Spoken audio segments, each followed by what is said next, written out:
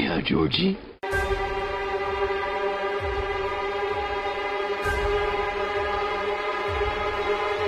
Don't fuck with the Chuck.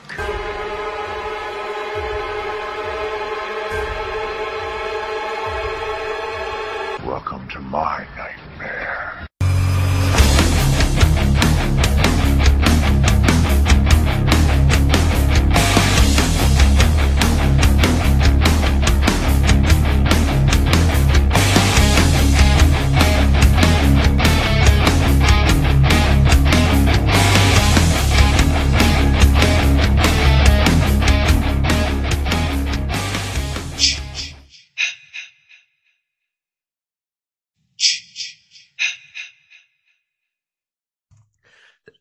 That's the difference between like our podcast. When we started doing it, I realized that like just being like, all right, everyone quiet, go, doesn't really work. And I think that was you I was talking to about that, because it's, for one, it's not natural, and everyone seems to kind of like freeze up a little bit. You know what I mean? Yeah. So it's much more refreshing just like hitting record when nobody knows you're recording. And well, it notified me that you started recording. Oh, see, so you got it. Dang it. I was hoping it didn't. No one ever told me. I was like, whoo. So yeah, we are recording. Hello and welcome everybody to the Collective Minds podcast. This is episode 9, part 2 of the Spooktober, whatever you want to call it, episode for Halloween. So yeah, let's get this stuff started. Boys and girls. All right, so something I wanted to bring up right in the beginning of this podcast is I want everyone, you guys don't have to, but everyone, all right, you don't have to do it either. Everyone should look up Apple Music's top 5 soundtracks right now for hip hop. Top 5 songs pretty much in the world for hip hop right now all have the same name. Can anyone guess the title of these songs? I have no idea. Let's go, Brandon. Oh my, are you serious? Let's go, Brandon. The top 5 hip hop rap songs in the entire world of iTunes. I've seen that. Isn't that awesome? I didn't know what that was until I heard the senior parade drive by my house, and they were all screaming, "Let's go, Brandon." Oh no, were they really in high school? Yeah, so I had to look it up. Wow. I had to That look is it up. so cool. Shout out to Pendleton senior high school students there. That's a good one. Mm-hmm. That's awesome. Yeah, and I mean, what more does the most popular president ever recorded an amount of votes deserve more than top 5 hip hop songs written exclusively just for him, right? Isn't that fucking great, guys? Mm-hmm. Oh, I love it. Yeah. Damn it, Zoom. You should stop notifying people that I'm secretly recording them. Yeah, so I thought that was pretty funny. I had to shove that out there into the world. For the people that didn't know, I had no idea. I was listening to InfoWars earlier, and right at the end, they came in. They're like, "Oh, guess what, guys? Yeah, Let's Go, Brandon is not 1, not 2, not 3, not 4, but 5. You know how much money? That's funny. He's sitting there like, they love me so much. I know. He's probably like, hey, turn that song on that's about me. All right. So as everybody knows, it's spooky season. And we are coming up on just a couple days of Halloween. Woo! Lots of creepy stuff about Halloween. Lots of all sort of occultish things the Illuminati does with Halloween. So today, guys, I brought something that most people don't know about, most people know about the topic, demonic possession, but most people don't know about how prevalent it is in today's day and age, with everything that's going on actually influencing it, which was my guess. As what has happened the past 2 years with COVID-19, the protests, the riots, whatever, we all know the riots. But, from what I heard, January 6th was actually an enlightening day. you know, everything that's going on, the destruction of our country, all this good stuff. So I wanted to throw some shit together about this, and I did it real quick. So I'm going to bounce through. And for those people that don't know what demonic possession is, I'm going to give you a definition, or America's Psychological Association's definition, which is the invasion of the body. And here's where they get it wrong: by an evil spirit or devil. So we're going to erase that. It is actually the invasion of the body by a demon that gains control over the mind or soul, producing mental disorders, physical illness, criminal behavior. Many forms of physical and psychological illnesses were formerly attributed to such possession, notably epilepsy, schizophrenia, and Tourette's disorder. And the traditional remedy, and the remedy still used today to actually fix these problems for possession, is ritual exorcism. Now, the wording in this original piece it's disruptive to what's actually going on. Just reading it the few times that I have kind of pisses me off. It's because, like, for example, traditional remedy, which, I mean, coming from the American Psychological Association, seems to like hint in the way that they don't do it anymore, right? Which is very interesting, because people that have done exorcisms have never needed their first job of is of figuring this stuff out, of if someone is demonically possessed, is if first what they go through is to see if they have mental disorders. And most people that believe they're having these things happen to them do have mental disorders. Not all of them, but most of them. All right. So demonologists have never went to, psychological professionals and have been like, can you help me? However, psychological professionals, many, many times over, I've went to demonologists and ask them, can you help me? So there are 4 actual stages of possession, or the way it builds up to possession. Number 1 is infestation. And this is like the haunted house type stuff, where you got like footsteps, voices, apparitions, furniture, other objects moving without humans around, weird discernible odors, like rotting flesh, for example. Rather than directly affecting people, infestations affect only property, objects, and even animals, like pets, or like birds running into your window 100 times or something. You've seen the movies. And number 2 is oppression. Activity steps up with physical attacks, sleep disturbances, including regular nightmares, which I'm going to say, shout out Jacob. What's that called? When you're frozen in your sleep and the hag comes over you. Oh, sleep paralysis. There you go. Lost it all, tip of my tongue. Sleep paralysis. That's a perfect example. Frequent and severe illnesses, major depression or anxiety, severe financial or employment problems, and relationship troubles. While these things happen in the normal course of life, all of them happening at once or in rapid succession could be a sign of demonic presence. Uh-oh. Then you got obsession. As the name implies, at this stage, the afflicted person has a hard time functioning, being constantly preoccupied with thoughts of demonic activity commanding his or her life, and frequently with thoughts of suicide as well. Sleep becomes nearly impossible. The next one is possession. That's what leads up to possession, which I think we all kind of know of, which, back to the psychological part, that was a weird noise. The psychological part of it, the demon. Yeah, that was really weird. I think that's happened more than once though in this podcast.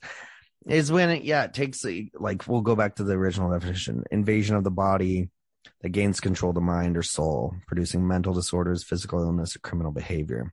So it is the control or manipulation of something actually going, inside of you and taking parts and control and influencing you at a personal level.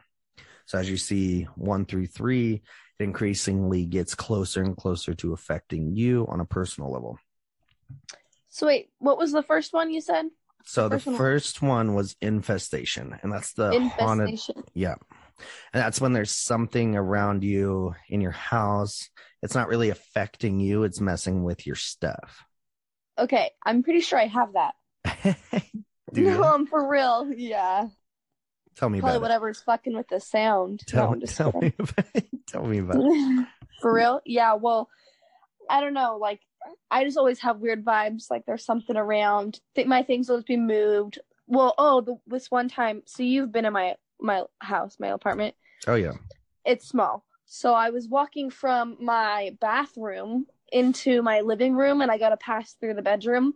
And I went to the bathroom and I shut off the light. And I'm walking and I almost get to the living room and the light flicks back on. No. And way. I absolutely just got my stuff and walked. I went to Mom's house. Yeah, you can ask her. That's crazy. You can ask her. Yeah, it was wild. Well, was the light out though? Because if lights are dying, they'll like slowly reduce power. I don't know. I think. But they usually don't flicker brighter. They usually like get slower and then flicker dark. Like, you know what I mean? It literally It won't catch your eye. I heard a click and the entire switch was flipped. But my thought is that maybe I didn't push the switch down all the way and it popped back up, because my bathroom switch is kind of weird. So I'm thinking maybe that was the case. That's what I like to tell myself. Help me sleep better at night. Well, so, I mean, the first infestation is pretty much the exact same thing as a normal haunting. It just means infestation means it's there. It's not leaving. It's doing its thing. It's a haunting pretty much. But this is specifically named and defined as the beginnings of demonic possession. So even though it's pretty much just a haunting is what that first one is. The second one is where you'd start noticing, and then obsession, absolutely. And then possession. When it starts to attack you rather than, Yeah. So oppression is when you're having the nightmares, the sleep disturbances, you're sick, depression and anxiety, you're having problems with your life, but it's all happens at the same time. Like seemingly within just a couple weeks, typically. I feel like demons attack you when like you're at your lowest, So maybe that's why. They most certainly do. I feel like that's probably why they're saying, whatever source you're using is saying, like, this happens when all this stuff is happening at the same time, Yeah. And there is like a line of subjects that this usually happens to, and not all of them are in a negative state. Typically, they're either in a negative state, down, rock bottom or close. And then the other ones are like whole bearing, perfect Christians or religious people or like just great people. Are you sure? Because I thought that like there's a thing that's in the Bible and it says like if you believe in God, you can't be possessed or something. You know what I'm talking about? Like it says, I think the actual wording in it is like if you like demons can see that you hold the name of Jesus, like the possession typically wouldn't happen with the adults in these situations. It would happen with the children. After the children was manipulated and attacked and scared and having illnesses and seeing stuff and being broken down, and then it leads to that. There's usually nobody in the middle this actually happens to. They're either really good people or they're shitty people or they're having hard times. There's no one like just doing okay, doing all right that it usually happens to. There's something going on, which kind of leads into a later subject I'm going to talk about, because it seems that once you like have the acknowledgement of good and evil about certain things, it opens a doorway to where you may have to continuously fight it or ward it off. So like those super religious people are going to church doing the same thing, and then things happen, they roll their eyes, look the other way, which a lot of times with spirits, and sometimes what they believe is evil, if you don't give it the acknowledgement that it exists, it can't feed off of you or grow off of it. So, which I'm not entirely sure if that's adequate for demonic, but when it comes to actual hauntings, I know that to be true. A lot of people, if you don't give it any thought on it. So the idea is that if you do give thought on it, you do go to church, you do accept demons as being a real thing, you do that, but you're not actively protecting yourself against them, that they have the basis of being able to walk right through and start causing these things to happen. That's why. So you said there's some that are happening today? This is what the real topic is about. Demonic possession of today and how it has climbed and been there is more happening today than ever in the history of man. Yes. That's insane. And the reason we don't hear about it is a very good question with no real answer other than it's being hidden from us. So I want to take you guys on some facts here. All right, number one.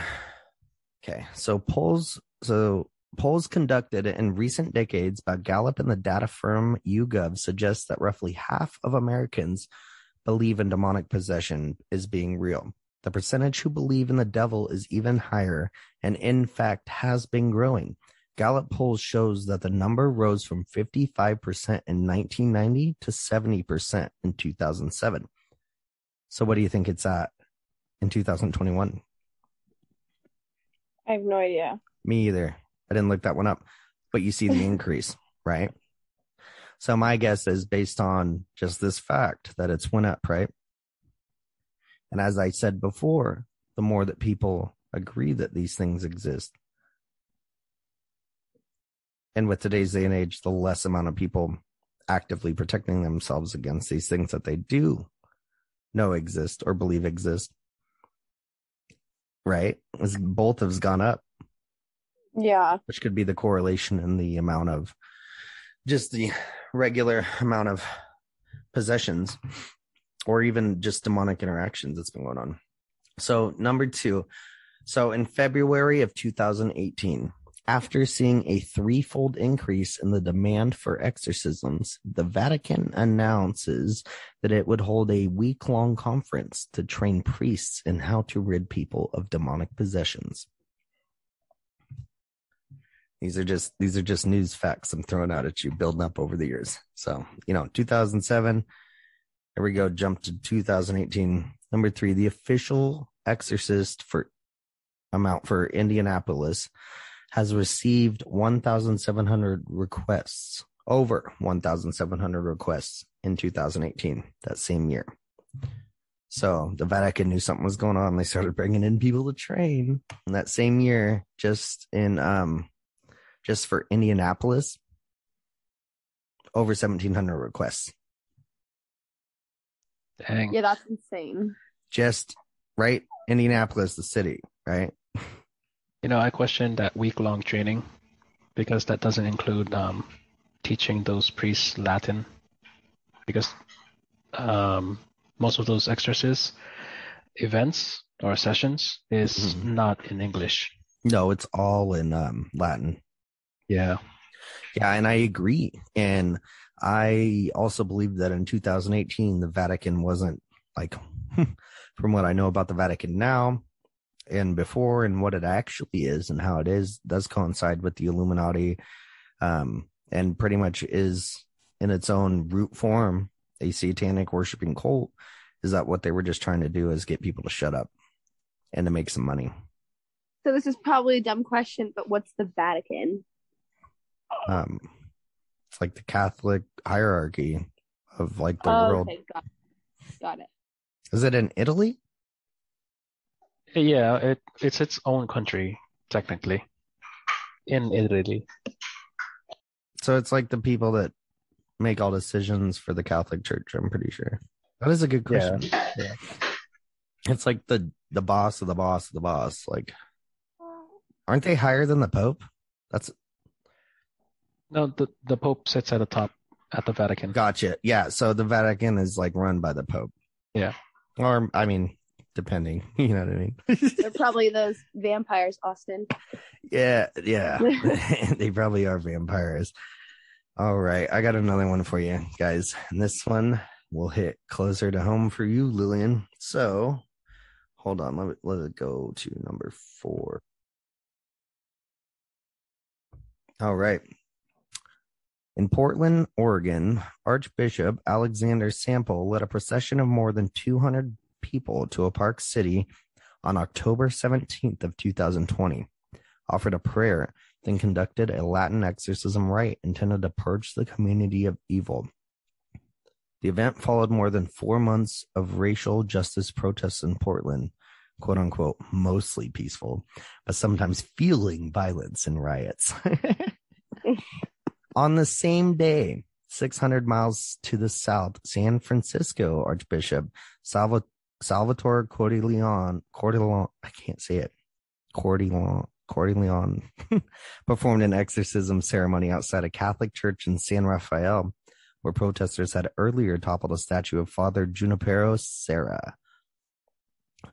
Religious studies professor Andrew Chestnut of Virginia Commonwealth University noted that in Mexico, some high-ranking Catholic clergy performed an exorcism in 2015, seeking to expel demons nationwide. Participants said they were responding to high levels of violence, the practice of abortion, and the crimes of drug cartels. So these are 3 major large events.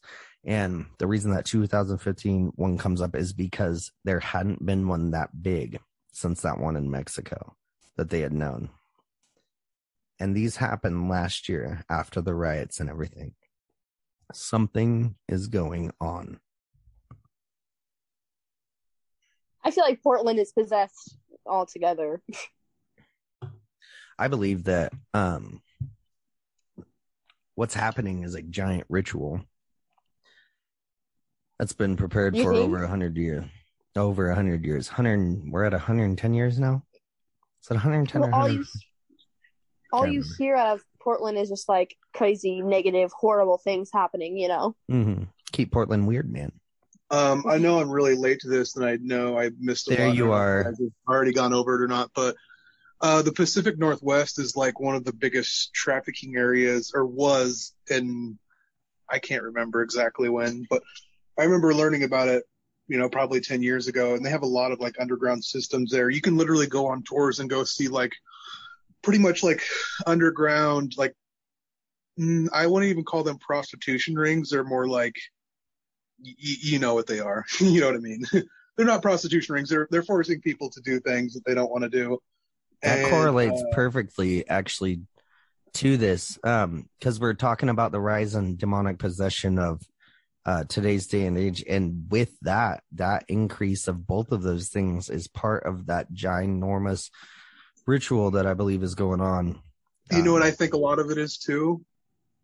Is a lot of the modern medicine too, not only the prescribed medications, but the drugs that people are getting. A lot of it is just like dirty ass bathroom drugs, just made with just random dirty shit, dude. And like what a lot of people don't understand is like a lot of people back in the day that did like crank and speed and shit like that, like they were doing some pretty, like it's bad, it's still meth. They were doing some pretty bad things, but at the same time, like it's not turning people into fucking zombies for the rest of their lives like it is now. Like there's people that'll do meth for fucking, 3 or 4 years, which back in the day, people would bounce back no problem from that. But like anymore, man, like if some people get into the wrong shit, 6 months, 8 months, they're new people, man. And it'll fuck with them for the rest of their lives. Yeah, for real. And we all can't forget about the fucking fentanyl out there. Yeah. But we also watched the fucking years of, that crocodile drug and the fucking yeah, I've been in Portland a lot, you know what I mean? It's a place that I actually personally really love, but at the same time I've seen the ups and downs, and my favorite places are like 52nd Burnside and the shittier places of Portland. It is dangerous and it is nasty, but a lot of it boils down to just the rampant drug use on top of the homelessness epidemic down there. For a shit apartment, just a studio, it's $1,600 to $2,200 a month. These people are getting paid $12 to $15 an hour and are making $2,600 for a month, and then they're expected to pay fucking $3,000 in bills. It's just not a livable situation. You're gonna have to have 2 or 3 people in a studio just to survive. And I feel like you see people who are on drugs and they look like like exorcism. Like, it is definitely connected. They are being attacked spiritually. What a lot of people don't understand too is that, yes, those people are obviously on drugs, but just everyday people that you see everywhere are also doing those same drugs. Ooh, and there you go. There's a lot of high functioning addicts. Just because you see a lot of the lower functioning addicts, a lot of people, even though they seem like they have their shit together, just like this pandemic, they're 2 or 3 months away from being fucking homeless with their family on the street. You know what I mean? Like, that 3 months, 4 months in Portland, that's $14,000-$15,000. Do you have $15,000 sitting in your bank in case anything happens? Like, a lot of people don't, especially when they're shelling out that much a month and rent and all that shit in bigger inner city places like that. And even if they're not on medicinal or recreational drugs, the shit they put in your food, water, and air, clothing, everything they put in these days is technically a drug. Well, just the stress too. And people don't have an outlet. They're trapped like mice, and it's just perform, and then they don't have time for their kids. They're tired. They don't have time for themselves, anybody else. They have mental health breaks without drugs. You know what I mean? Just like you said. For real. It's just a lot living in a plastic society as a natural being. But I gotta I've been waiting for this. So just so everyone knows, sorry for the late oh fuck, I forgot that word too. All right, well, I'm Austin. I'm here with Jay. Got a special guest, my little sis Lily, and Brandon just came to the throne. So we are all here for Strong, and Jaron might show up soon. So I will skip the introduction for him because y'all know him. He's been here all the time. So I just go Jaron. Someone yelled Jaron's name when he comes in, so I know he's here.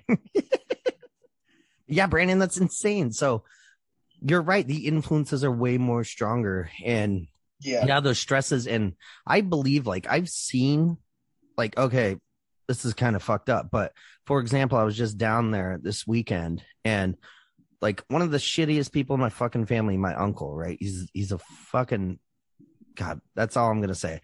Yep. We're all playing, us good, parts of the family are playing on the machines, stupid lotto machines, putting our money in, hitting the button. We're all just losing. I mean, I'm not saying I'm a good person. That's why I lose. I watched this guy turn $20 into $350. And then smoke it? Probably. See, that's the thing. I've watched the shittiest people on this planet get away with just the shittiest of things. Yeah. It's almost like they sold their soul, and that they get away with so much shitty things because one day it's going to catch up to them and they're fucked. Like, it's like you're going to hell, so you might as well be able to live it up here while you can. And that's really how I've seen stuff, because I've seen good people get fucked for just like 10 different coincidences in a row, all of a sudden fucked. You know what I mean? And I've seen very bad people get away with 10 different things that they should have been caught for right in a fucking row. You know what I mean? Oh, you don't got to explain that to me. I have plenty of people in my personal life that you already know without me mentioning any names that I can equate that to. Me too. Same. Very close to me. I'm like, why are you not in prison? Why are you not dead? Kidding. But we would be. Yeah, exactly. It seems like the energy is like that. Like if you're more pure, at least positive or decent fucking human being, you got to stick to those ropes. You know what I mean? And because you have a chance of prospering in a real way, a spiritual way. And it feels like if you fucking give up your spiritual prospering, that you are able to like get away or like do other things without fucking shit happening to you. It really feels like that every day of my life. When I'll see it. You know what I mean? Like, it's always the shitty guys getting let out of jail, and like the not so shittier people like fucked. It's because a lot of those nicer people have a conscience. Like, for example, I won't bring any names into it, but I know somebody personally who did something they shouldn't have done, that they have been doing for a decade. Get snagged up in a situation where they could have served 6 months in jail, or telling one of their best friends who got about 2 years, 2.5 years in prison, and it's turning their 2.5 year sentence into more of a 7 or 8 year sentence to save 6 months of jail for the other person. So they're pretty much selling their friend out for an extra, which they say it's an extra 6 years. They'll say it's 8 years. I'm sure they'll serve, 3.5, 4 if they have good behavior. But at the same time, like, he's fucking that guy out of at least a good 36 months of his life just to save 6 of his own. Mm-hmm. And he would serve those 6 months in a county jail, which everybody knows that the jail around here is padded. Mm-hmm. I mean, I'm totally on the theory of a heaven and hell, but I also believe that maybe we're all just one consciousness, and the people that do the shitty shit to others don't conform into that main consciousness, and maybe they just stop being consciousness afterwards. So live it up while you can, fuck boys. Yeah, so do you think that... Oops, sorry, you go. No, you're good. I've been interrupting everybody. I just jumped in and started doing shit. Thank you very much, though, for that, Brandon. I do appreciate it, for real. So I'm serious. I'm not sarcastic. I seriously fucking thank you for doing that. Listen. So do you guys think that people who are, the ones that you're talking about, the really bad ones, do you think that they are possessed? Or do you think that, like, those decisions and, like, the situations that they've been in have caused, some sort of demonic thing to happen to them? Or do you think that they're just pieces of shit? At the end of the day, what I try to remember is that not everybody's trauma is the same or affects them the same. I have met people that have literally had their fingers smashed to the point where the growth plates in their hands are fucked up and their hands and fingers don't even grow right. And they're the nicest, most compassionate people ever. They are force-fed methamphetamines intravenously, and they're the nicest people. But at the same time, you get the opposite, where somebody's pampered, spoiled, gets handed everything, and they're a total fucking piece of shit still, even though they have every advantage. It's just some people, naturally, I don't know what is affecting them, if it's a complex issue that's developed from just having a lot of things handed to them or what it is. But, a lot of situations for a lot of people, you can be handed a shit deck and still be a good person and vice versa. Yep. It's just a lot on the individual, I guess. So if we exclude habits and outer source influences entirely, what you're left with is consciousness, which is infinite, which is your soul. Demons specifically, what do they want, right?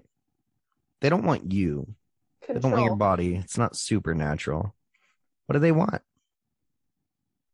They want the soul. Control. Exactly. So yeah, a lot of these people, like you were saying, Lily, like those people like out of it or not really there, or like partway there, partway not. Is that more motor functions running with less of a soul? Who knows? Can they take the whole soul at once? I don't know. Can they take parts of it though? Does anyone ever think of that? Do you have to sell your soul as a whole, or can it slowly be chopped into pieces? Can you come back from it? Which is also your consciousness. Do you think you can come back from being possessed? Oh, people come back from possession. So possession, most of the time, well, I don't want to say most of the time. Okay, we're getting into two different topics, because there's the possession that I've been talking about, which is like not on purpose. You know what I mean?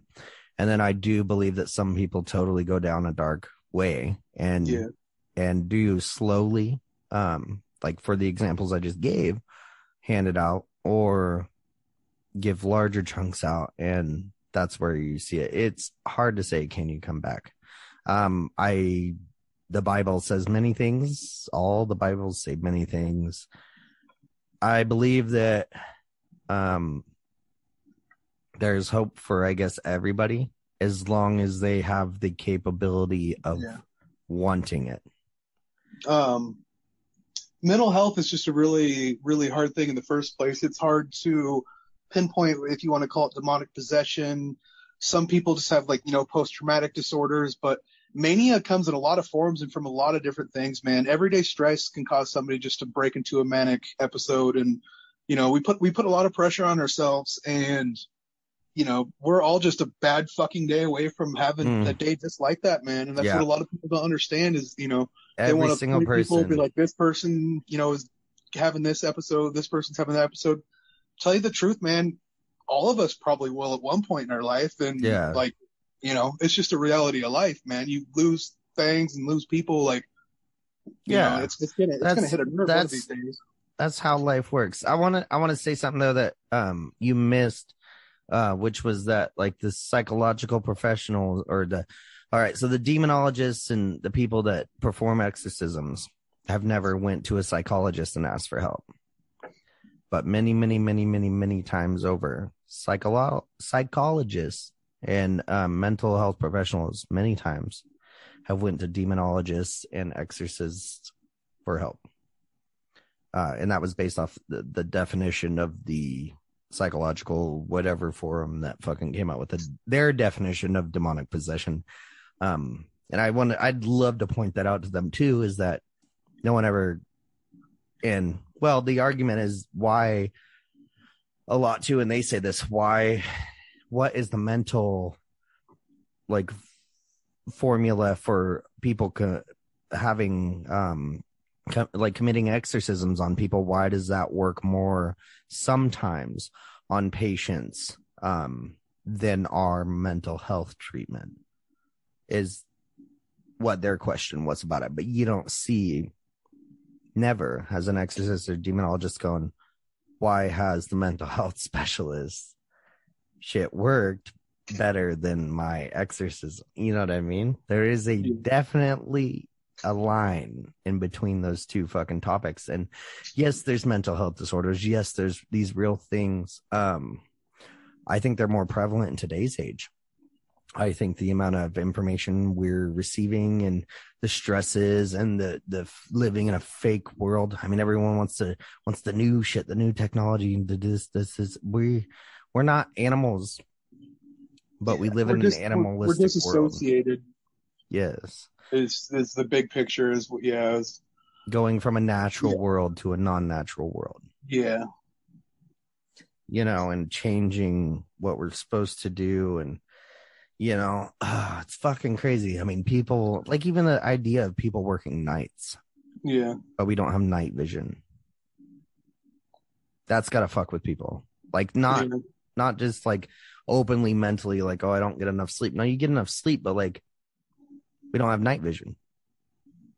Like down to your basic roots of DNA and what you are, you know, like you're not supposed to be awake at that time, quite obviously. You know what I mean? Like we do, you know, and we drink coffee to stay up and we do all this and we do all that. And so we are definitely far away from where we should be. I mean, I don't know. I'm all for everything. I really don't give a shit. But I think that, yeah, mental health is a thing. But I also think that a lot of those mental health disorders also bring people into consciousness of different planes of existence as well. I think a lot of those times, those schizo see shit, that shit's actually fucking there. You just can't see it. You know what I mean? Just like when someone takes mushrooms. A lot of that stuff, man. I've dealt with a lot of it. See what I'm saying? Yes. Yeah. Like, I think that, like, for one, like, pretty much, I mean, everything's real, no matter if you're making it up in your head or not. Reality's real. But I think that a lot of mental health disabled patients are seeing shit that they're not supposed to see, or tapping into something that maybe we all used to be able to see that was normal, but because it's not normal now and they live their whole life without it, now all of a sudden they get it. I think we'd all go fucking The problem crazy. with that is the deeper that they slip into it, yeah, the more that it revolves and starts revolving around self-harm and harming others. Or religion. It's usually self-harm, honestly, and it's usually not in the way that you would think. They're not really trying to harm themselves. They're trying what they think is to help themselves. Usually, further and further into the paranoia, just in my personal experience, they start having like hallucinations about they usually start friendly, start nice, and they're just completely fine. Further down into the mania and everything, they start getting paranoid about people listening or hearing things, and so they start thinking that they have like a plant like under their skin, behind their jaw and their leg. They always think, hey, I have a microphone, a chip, something like this. So I've heard of like clients like literally taking a screwdriver and shoving it just under the base of their ear, under their jaw. And that's mental illness. That's the effect of it. But what if they're actually perceiving the extra senses and that's why they're saying that something. Usually you know it's from exterior voices or people that they see or somebody or something telling them to do something like that. They know that it doesn't sound right and they know that they shouldn't, but at the same time, you're like pretty much told that's the truth every day, all the time. Experience is perfect you can only for this find it episode. So actually, have you seen a correlation between mental illness and religion? Like with for example, people with schizophrenia tend to all of a sudden say they are Jesus or the Messiah. Yes, a lot of people will have power. They also think there are a lot of other people, and they think that they're connected with other powerful people, whether it be God or Jesus or Kid Rock. You know what I mean? Like, right, gotcha. People or Trump or Biden, or it's always something way big. It's delusions of grandeur. It's I'm part of this. I'm important. They feel like they are connected to something important. You see some situations where medications, I've had people straight off cut their own dick and balls off with a box cutter before with no medications, no nothing, just straight mania, be able to do something like that to themselves. And that's just insane to me. That's not my point at all, but like, that's just what I like. That's, there has to be something else going on there besides just a little bit of mental health. Like, yeah, for sure. For sure. I definitely agree. Can go through doing that. Like that takes a little something extra. Mm-hmm. But at the same time, I've seen people get shot with a B-52, which is like a pretty high dose of Halidol, Benadryl, and Thorazine, which is usually, if me or you were to get that shot, I take half a Benadryl and I'm out. If me or you were to get that shot, we would shit our pants in our sleep. I'm promising you we would. Yeah. I've seen people get this shot like every 8 to 12 hours or whenever it's allowed. I'm not a fucking nurse, so don't quote exactly what I say. Right. It's they went by the books. They're good nurses. But I've seen people get shot up with these medications for days in a row and them just power through it. I've seen people stay up for 60 hours plus after they've already broke and had a manic episode. Yeah, there's something there. But then again, at the same time, I've seen people, and I'm not exaggerating, I've seen people eating their own shit and going absolutely bonkers, take medications, and within 24 hours to 36 hours, be beating me in chess and having an everyday normal conversation like we are right now. Extremely intelligent multimillionaires, not just regular fucking homeless people. The people that I've seen in mental health institutions are people that you would have a lot of respect for. Not all of them. I'm not saying every single one of them. Yeah. But a lot more than you would expect are everyday, very respectable people. And I'm not saying homeless people aren't everyday respectable people, but at this, you get what I'm trying to say. So that could be either the one way or two ways to go.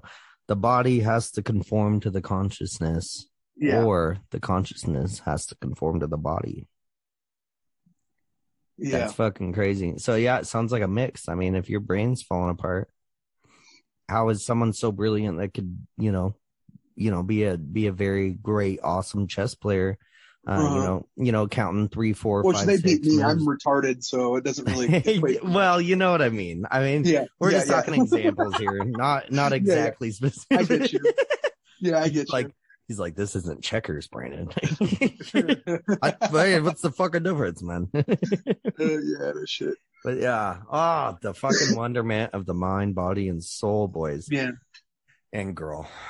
Little uncle, there had been a couple cases in my time where I'm really skeptical about the whole religion thing. It's not really my thing. I've been openly agnostic for a long time, which, agnostic meaning anything can be possible, but I'm not going to really try to speculate a whole bunch on one exact thing because I do not fucking know, and I'm not even going to try to understand it because it's honestly beyond me, and I only have time for so much shit, and it's probably something that a lot of people will never understand, no matter how much time they'll put towards it. There's a lot of people a lot smarter and a lot more dedicated than I am putting time into it, and I'll just read what they have to say.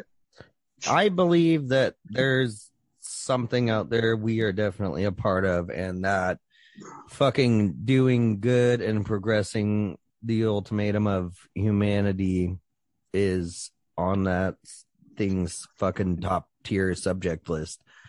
You know what I mean? I mean, technically I'm a Christian, but I don't fucking believe everything that's been written by man, told by God, you know? And I think if you look at all of them, every religion is the same way. It's talking about a deity that we're connected to, that we're a part of. And then they got a bunch of fucking rules. You know what I mean? That's where I'm at. I just listened to too much George Carlin as a kid, and I think he fucked my head up a little bit. Oh, the comedian, right? Yeah. He's a fucking asshole. He pisses me off when I talk about him. You know, I found out the other day, though, I was listening to another comedian that was Australian that sounded just like him. And I realized that both of those people, see, because they'll be like, religion. They're like, and then this guy started talking. He's like, people believe it's an old guy on a cloud. And I'm like, no, you're missing the point. I think they both believe in something that we're all connected to. You know what I mean? The idea of consciousness dissipating out of nothing when it could have came from nothing to something. He's just playing on people. He's gotcha. I get it. He's fucking funny. That's a good comedian. Yeah. He's fucking that great. way with everything he approaches. I highly suggest listening to his take on the 10 Commandments, actually. Like, I did. And he broke it down. And he's like, he shortened it up to what, 3 commandments or 4? Like 2 or 3, yeah. I haven't listened to it in a long time, so I can't even paraphrase it. It was good. It made sense. Goes down to just the golden rule. Don't be a fucking fuck. And you'll be all right. Like, do fucking unto others as you want done unto you. Don't be a fucking cunt. Yeah, don't steal. Don't fuck your neighbor's wife. It goes to the same thing, though. Don't be a fucking fuck. I could write a commandment, you know? But I got to go into this, you guys. All right. So after all that demon information, if you still remember it. All right. I know you do. I know you guys were waiting for this. So there's this guy named Stephen Joseph Rossetti. He's 70 years old. Claims he has seen countless demons at work over his 13 years in the exorcism business, and apparently it's getting worse, right? From TVs turning on and off to people spewing foreign objects like nuts and bolts, the professor and priest has revealed all in his new book. Shout out, Diary of an American Exorcist: Demons, Possession, and the Modern Day Battle Against Ancient Evil. So he was interviewed by the New York Post, and he said how much exorcisms have grown exponentially over the past 10 years since technology has improved. The priest claims demons have been finding new ways to get at people. Stephen said a woman contacted him after an upside-down cross appeared burned into her shoulder. This supposedly happened while her father was receiving evil text messages from demons. The texts were a typical demonic rant, he said. The messages were being sent from her phone, but Joseph claims there was no evidence of her sending them herself. He continued, by the way, several exorcists have had the same experience recently, getting texts from demons. And why not? In the past, they messed with electronics, TVs, and lights turning off and on by themselves. Lillian. Now they mess with cell phones. I'm so sorry. I should have not said that. Oh, fuck, Lily. You're horrible. He says everyone should be doing more to protect themselves from demonic attacks. Things like putting up crucifixes in your room, as well as religious statues and having holy water inside. Now, this is what gets all religion a bad rep, is they got cocaine on the windowsills be okay instead of salt? So what it is if you are a hard-born Catholic, right, which is okay, it's completely fine, it's awesome. Everyone has their way of, subscribing to this universal consciousness out there that we can call God, or any other religion. If you are full on it and you have your beliefs of what demons are, or what they are, and how to fight them, and you accept them as real, right? Just like tulpas, they can become real in your life. And there is things in your religion, if you're that religion, that you have to do, not all the time. Like, no one needs to, I don't have to open, if I'm full-blown Christian or Catholic, I don't have to open my front door and start throwing holy water around. But you're going to keep the stuff around. That's the thing. And it's the people, the good people that are religious, that don't hold these things.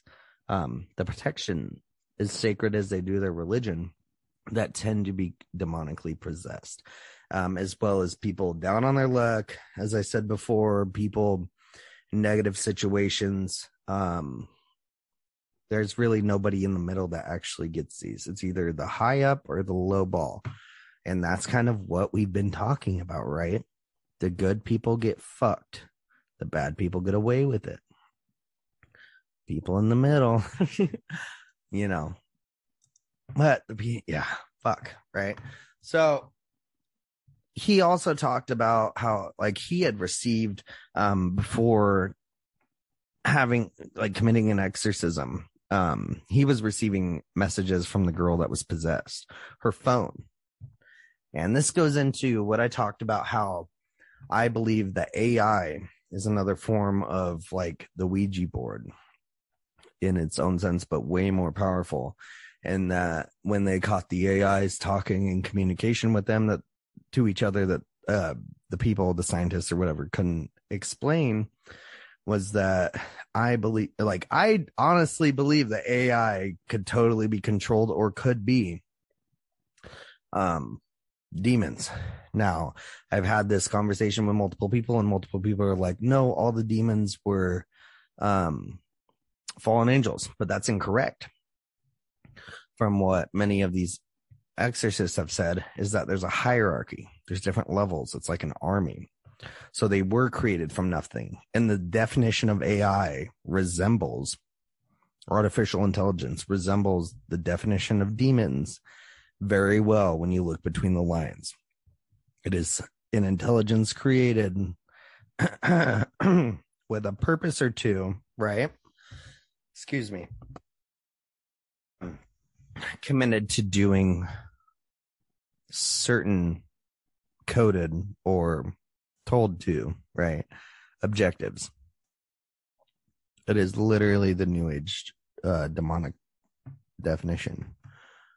Now, anybody got anything on that? So, you know me, I don't know a whole lot about the religion thing, but what I do recall is, I've been to a lot of like youth camps and just like, religious programs and shit like that, actually, just, across the board, just to try to test out the waters and stuff. But what I've noticed is they talk a lot about not the demons or the devil himself, but the tools that they use to persuade you. So maybe that's something like what you're trying to elaborate on pretty much. Right. It's not I'm specifically trying the to demons themselves, but the new age tools that they are able to use, for something like that. Yeah. So, yeah, the tools, and I mean, that's the thing about like the possessions and everything, is it's happening more today. Why is it happening more today? Well, we're more distantly communicative, right? Well, how much more could you be more distantly communicative than pulling out a board, swirling a triangle around it? I think drugs is probably another one of those giant tools that are used also. As well. Mm-hmm. And the drug use today, especially in the United States, as you know, me finding over a half a gram of meth at a bottle return at a fucking grocery store. You know what I mean? Like, that's not normal. That shouldn't be normal anywhere. I shouldn't be finding 15 plus grams of meth on the ground, to where a child usually goes to bring back cans for, pocket money. Like, that's just a terrible situation waiting to happen in itself. Like, it's no wonder, take a drive downtown anywhere in the United States, just about, no matter where you go, no matter how nice a city, you're still going to find people that look like fucking zombies walking around right now. Exactly. And that's what they're doing with this new shot. Yep. I do. I believe that it's all connected. And that's why I was saying earlier, it's all like this weird worldwide ritual. And I've said it before. I always thought, like, if the people that were evil and like were Satan worshipers, and they owned the planet, right, and they owned all the money, or pretty much everything, what would be like the one thing they could give to their leader, the devil, or, whatever, the most, right? It'd be a worldwide sacrifice, in my opinion. You know what I mean? People sacrifice goats, cats, people, kids. One worldwide sacrifice. And I think that's why you see him today talking about robots are taking over the world. In other words, demons are taking over the world, right? We are moving towards a post-human era. No more humans, no more of God's creation. God's creation is done. Time to move in the artificial intelligence, the demons. I mean, it all starts making sense when you wrap around everything. What can we do to bring up the destruction of humanity? You know what I mean? Like, and it goes into all the other stuff, the drugs, the information, the phones. Communicate, but don't communicate, clothes, the air, the water, the food. It's all fake. It's all not only artificial. that, it's all demonic. Just the connect between parents and their kids today too are just non-existent, and it's creating a lot of trauma of the nuclear issues, family from such an early age. Like, people don't understand like the repressed issues that you can get just from being even an infant, just a really small kid. The stuff that you still suppress, remember, and the daily habits that it creates for you as an adult, even as 12 months old, 18 months old, like, it's all things that like turn you into the person you're going to be as an adult. And when your parents are just gone all the time working, you're not getting the love or the attention or the affection that you should get. It's going to cause resentment and other issues along the way. Like, it's a culmination of a lot of different shit right now. It's just a lot different than it was 60 years ago, or even 20 or 30 years ago. It is. It's fucking crazy. Hey, Jay, do you have anything to tune in on? Were you thinking? Maybe a little bit.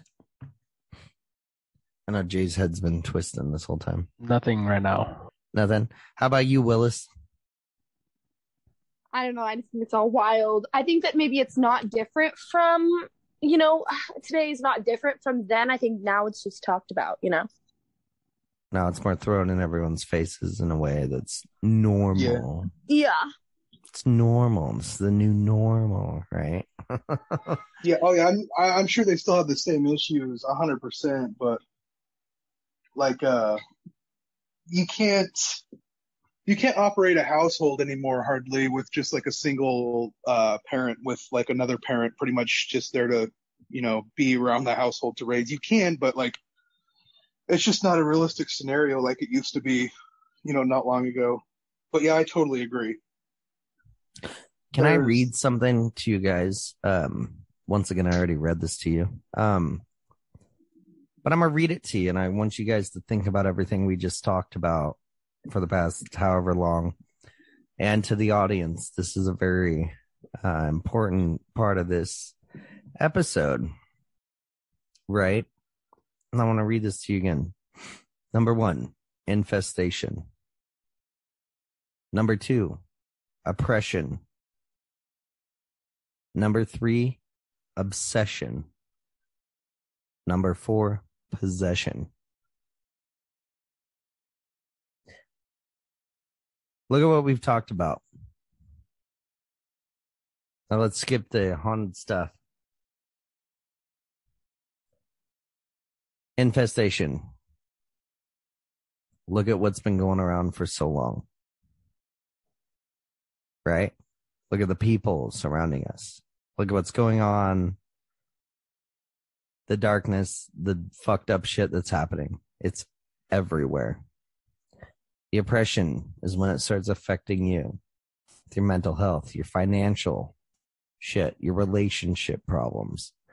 Look at what's happening now in 2021. Financial shit, sleep disturbances, severe illnesses, Everyone's depression all fighting, or anxiety. religiously, or not religiously, politically, everyone's fighting, that's wild. Everyone.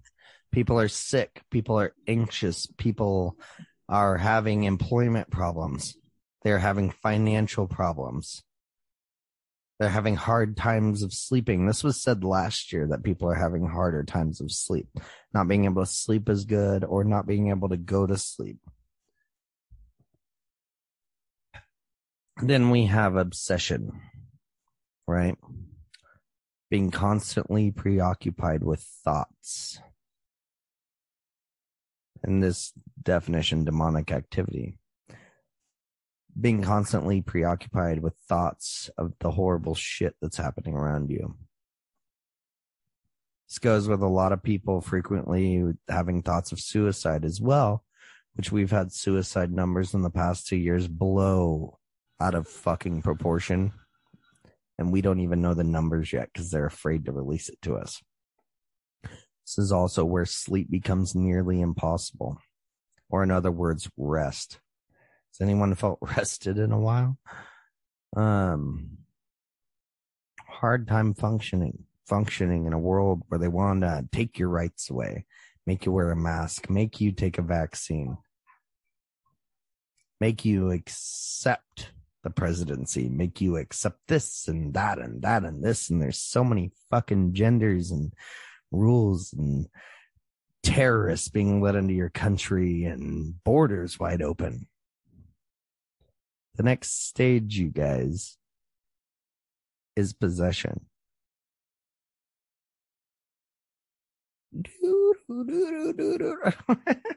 Couldn't do it. Yes, I want to point that out. Austin, did you ever read in like high school or middle school the book Fahrenheit 451? I don't think I did. I think I've seen the movie though. You did? Yeah, it was great. Yeah, I read it and seen the old movie and the new movie. Yeah. Oh, there's movies? Too. Yeah. Yeah, there's movies. two There's a New Age movie that just came out like in 2018 or 2019. Actually, it was the same concept but just a modern twist to it. Yeah. Well, that's the scariest thing because that's literally what is happening. Like everything is being, what's the word? What are they doing on Facebook where you like can't see? Like Censoring? Censored, yeah, everything's being censored. Like the censorship is so high right now, and like that's called oppression. What's happening. That's called oppression. Well, did you see the end of that movie or the book is insane? Yeah, I mean, everything we're having trouble with these days are lining up with the 4 stages of demonic possession. And like I said, I think this is a worldwide ritual of fucking satanic worship. Someone out there is going to shit their pants after listening to this. If Nathan listens to this, he's going to be like, oh my fucking God. There's so many people out there going to start putting up crosses and shit. No, I really do. I do. Like, look at it. It is the breakdown of their shit. Go look at the definition of this. I could send it to you guys. It does. They start fucking with the shit around you. Then they start fucking with you a little bit. Then they really start fucking with you to the point of financial breakdown, mental breakdown, fucking spiritual and health breakdown, right? That is exactly the list. And the only thing after that is possession, where they own you, where they turn you into a slave, a religious demonic slave. I mean, they're going to go build the green whatever fucking camps right now. You know what I mean? Like the CDC is recommending whatever they're called, the green, they're Nazi fucking camps is what they're trying to make in America, the USA, you know. You've heard of the Black House camps, haven't you? Like no, what is that? Places in like, what? I've never, well, not that name. I might know what you're talking about, but not that name. They're like, pretty much like detaining facilities for the federal government that are like undisclosed, and so they could pretty much arrest you and hold you and put kidnap you in prison. Yeah, they could kidnap you and not have it like on paper. Like, and it's probably in an underground fucking facility that our taxpayer money paid for. Or it's I don't know exactly what it is, but it's in like these bigger cities in like areas that look like they should just be abandoned. So I'm guessing it might be like, I don't know if it's underground or exactly 100% what's going on, but they're in like areas that you wouldn't expect. And so I think that there might be some like I don't know. I'd have That's to look wild, into it again because dude. it's been a really long time since I looked into it. But just look at, I think it was Chicago or Baltimore. Look, just go to Google. Got type you. in The Chicago industrial black system, houses. the breakdown. Yeah, there. I got you. I got what you're saying. That's Yeah. crazy, dude. Because China has like 100 fucking brand new built cities that are unoccupied, Yeah. and they have so many Those dissidents. It's probably so they can just start factories Those- there and put nets up everywhere like they do everywhere else, and then just force a bunch of people there to fucking build you guys phones. And if they try to commit suicide, just catch them in nets and then throw them back in and tell them to get back to work. Right, but nobody's there. It's like 100 fucking cities or something. Oh yeah. What'd you say, Jay? Ghost cities. Yeah, the ghost cities. So they're like billions of dollars, obviously, or trillions of dollars. It's like a few trillion of these cities that were built, and then like I don't know, only a few thousand people total at all the cities live there. In China? Yes, and you could look it up. It's fucking absolutely insane. So they're like the size of fucking Portland, dude. Is And it like the whole situation that like what they're doing in North Korea where they let tourists go there? No. make it look These are nice, or no? literally giant fucking cities built with all the buildings, and nobody fucking lives there. And they've been there for like, what, 10, 20 years? Huh. I'm like, are the aliens going to come up and that's where they live now? Like, for real. Or I It's understand like if real it was like all shoddy stuff, if they're just throwing stuff up just to blow it up. No, to see these if are it's bombs skyscraper cities, dude. Hmm. These are fucking whole built cities. Hmm. And I don't know if there's 100 of them. There's like a fuck ton of them, though. Yeah, Like, that's weird. Yeah, That'd be there's like- complete cities with infrastructure like sewer, water, running electricity, and then there's like a few people living in them, but it's like whole cities, and it's just empty. Hmm. In an overpopulated, overcrowded place, they just have huge, giant cities that aren't populated. I don't know. That's weird. yeah, I don't even know what to think of that. exactly. I can't figure it out either. Fuck, where is it? Where's that? 34 pictures inside the startling empty ghost cities of China. Oh, fuck them. Fuck. I mean, they don't have that much money. I mean, China's got a lot of money. But if China had the money to fucking take us over, they would. They wouldn't just like do what they're doing now to do it. They just come over and buy us all out. Americans love money. Yeah, I'm not seeing the stats, so I'm going to skip that. But there is a fuck ton of them, of these cities. Maybe a little bit more scroll on this.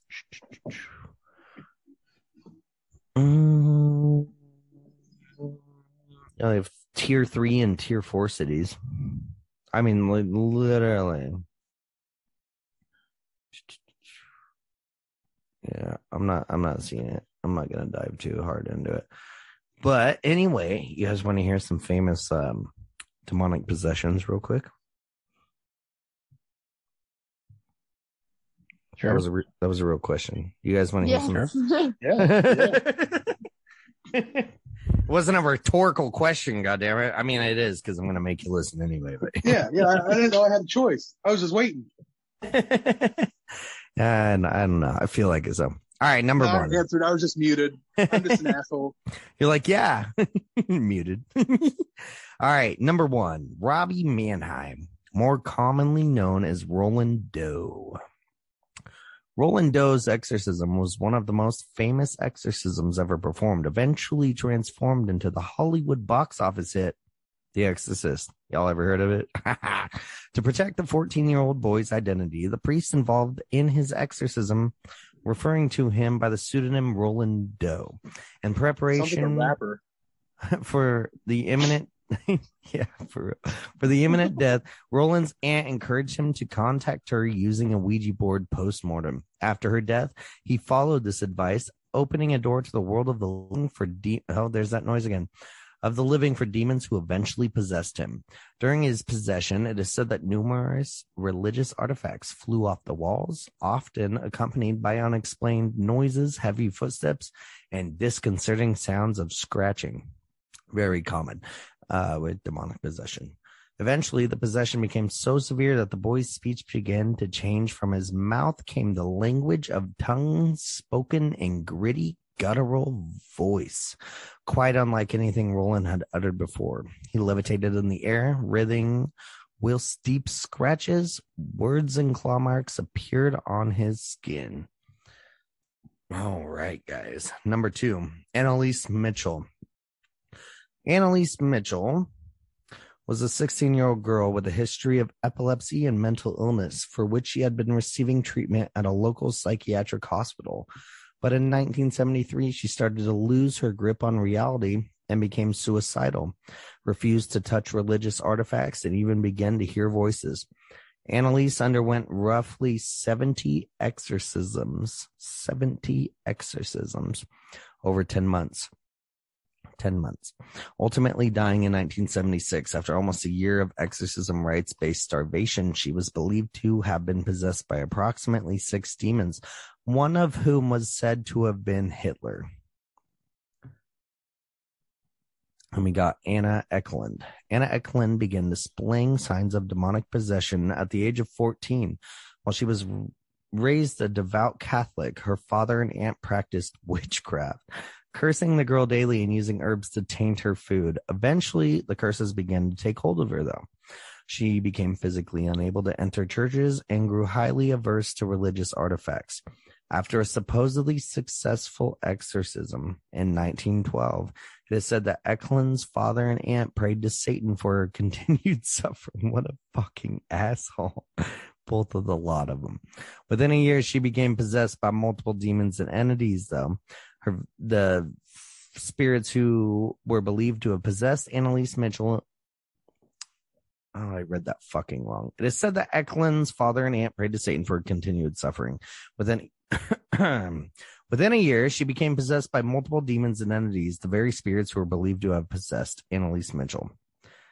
In 1928, she was placed in a convent and her behavior drastically became worse.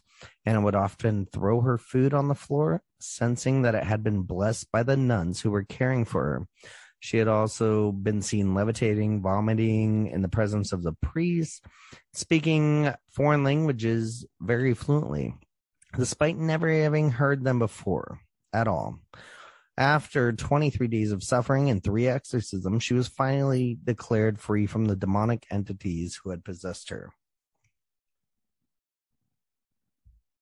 Until her family started praying to the devil again. No, I'm just kidding. But fucking, are you kidding me right now? Isn't that crazy?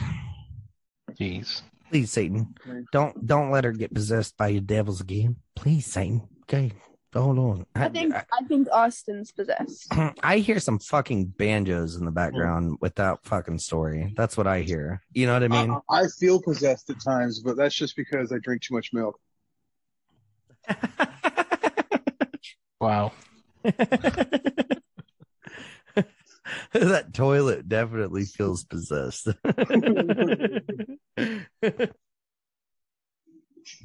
All right, number 4, the unknown boy. In May of 2013, the newly elected Pope Francis, that cocksucker, performed a short exorcism on a boy whose identity remains guarded. While performing blessings in St. Peter's Square after the Mass of Pentecost, Pope Francis stopped in front of a boy in a wheelchair. After the pontiff grasped by the boy's head, the boy gasped and went limp. Caught on video, the moment went viral, and the recording was later analyzed by a team of exorcists who stated that it was an authentic, bona fide exorcism. Clara Germana Seal, or Cele. I'm going to say Seal. Yeah, I'm going to say Seal. It was said that in 1906, 16-year-old Clara Germana Seal, Christian student in South America, made a pact with Satan. Days after making this pact, Claire began to experience the typical signs of demonic possession. She grew physically repulsed by the sight of religious artifacts, soon developed violent convulsions, spoke in languages she had never studied, and even knew information about her caretakers that was impossible to explain. 2 priests attempted to perform an exorcism on her. one of whom she killed by strangulation. During her exorcism, 170 people witnessed her levitating while the aforementioned priest read aloud passages from scripture. What do you guys got for that one? Wait, how many people was witnesses? Like live witness? 170. Well, maybe she's just like an overhyped David Blaine that strangled a priest. So was this out in a field, or never mind? How do you fit that many people in one room? All right, hold up. Was it in a gym? I think it was outside. It did an exorcism outside? Exorcism. 2 priests. Yeah, so people could run. 2 priests attempted to perform an exorcism on her. One of whom she killed by strangulation. During her exorcism, 170 people witnessed her levitating while the aforementioned priests read aloud passages from the scripture. This was in 1906. She was 16. She was a Christian student in South America. So it was definitely outside, I'm guessing. Yeah, normally you would tie down the person so they don't lash out. And they do it in the movies and they get out and kill people. And the whole chair levitates with them. All right. Oh, they gotta. No, is that that might be. I find that strange because she could have gone on a killing spree. Right. Well, I think they probably held her down afterwards, but I mean, if you've seen, I don't know, they get close, very close. Here, let me look up some more information about her. If she was based, I think she was part of what created the Exorcist movie as well. And all right, Claire was said to be able to speak languages of which she had no previous knowledge. This fact was also witnessed by others who recorded that she understood Polish, German, French, Norwegian, and all other languages. The nun reported that Clara demonstrated clairvoyance by revealing the most intimate secrets and transgressions of people of whom she had no contact. Moreover, Clara could not bear the presence of blessed objects and seemed imbued with extraordinary strength and ferocity, often hurling nuns about the convent rooms and beating them up. The nun reported that the girl's cries had a savage bestiality that astonished those around her. In regards to the girl's voice, an attending nun wrote, "No animal had ever made such sounds, neither the lions of East Africa nor the angry bulls. At times it sounded like a veritable herd of wild beasts orchestrated by Satan had formed a hellish choir." The girl, according to some, right, was said to have levitated 5 feet in the air, sometimes vertically and sometimes horizontally. When sprinkled with holy water, the girl is reported to have come out of the state of her satanic possession. For 6 years, Clara lived a demonic possession-free life. She felt ashamed for her behavior, asked for forgiveness while seeking humble pursuits. She died in 1912 from heart failure at age 22. However, history had lost track and forgotten Clara in some versions of her story. So that goes to my fucking heart attack roll back with the fucking demonic possession occultist shit back in fucking episode 2 of the Black Eyed Club. Yep. Where they die from heart problems. All these demonic, the people that die from demonic attacks or demonic possessions, or they die from heart problems, typically heart attack or cardiac arrest, which is pretty much the same fucking thing. But there's something about the heart, which I don't know about that, but they end their life is what it is. They hit the one thing that makes them live and take it out. Very, very interesting. So, what are you guys doing? I'm trying to imagine all this stuff in my head. There's a lot of information that's been going on here this time. People are going to love this shit, man. There's so much information. What about you, Lily? You got anything for me? Well, just didn't you think? Remember when Mom told us that she found out she was pregnant because her friends were like fucking with when she was pregnant with you? Yeah, the Ouija board. I've told that story. And it fucking pointed at her and said like "mommy" or some shit.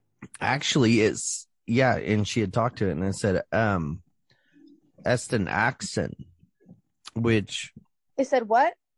Eston. It said its name was Eston. And that's why she named me Austin, but so I looked it up religiously, and Eston Axon is attributed. It's like a fucking purified song from some sort of Christian deep shit that means the Mother Mary.